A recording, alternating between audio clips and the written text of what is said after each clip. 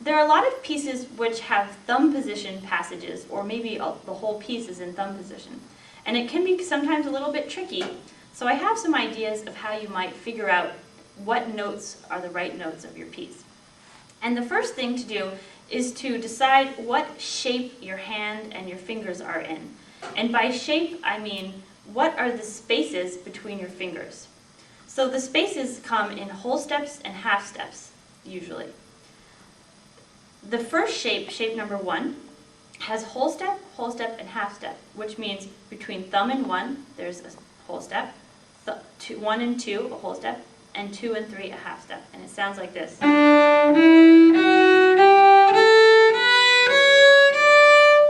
The second kind of shape, the half step, comes in the middle fingers.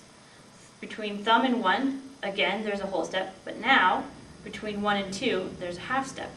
And between 2 and 3, there's a whole step. It sounds like this.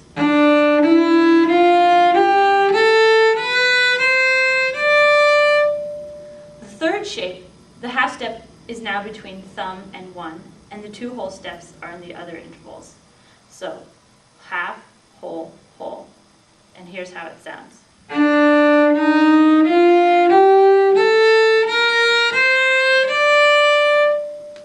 The fourth shape just has whole steps, 3 big whole steps.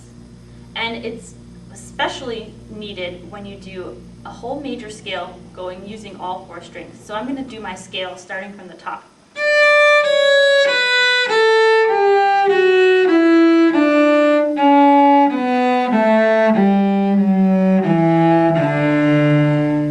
Notice I used shape 1 for the first 2 strings, and then shape 4 when I got to the lower 2 strings. So if you'd like to try a couple pieces using different shapes, you can make a very new and interesting version of common pieces. For example, let's take Happy Birthday. Usually it sounds like this. Sorry.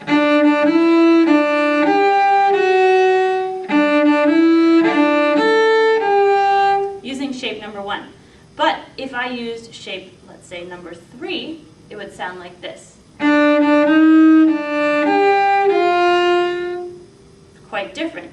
Or shape number 4. Or you can make a combination of shapes between 1 and 3 with an extra big step. 3 half steps, or 1 whole step plus a half step, and it sounds a little bit Middle Eastern.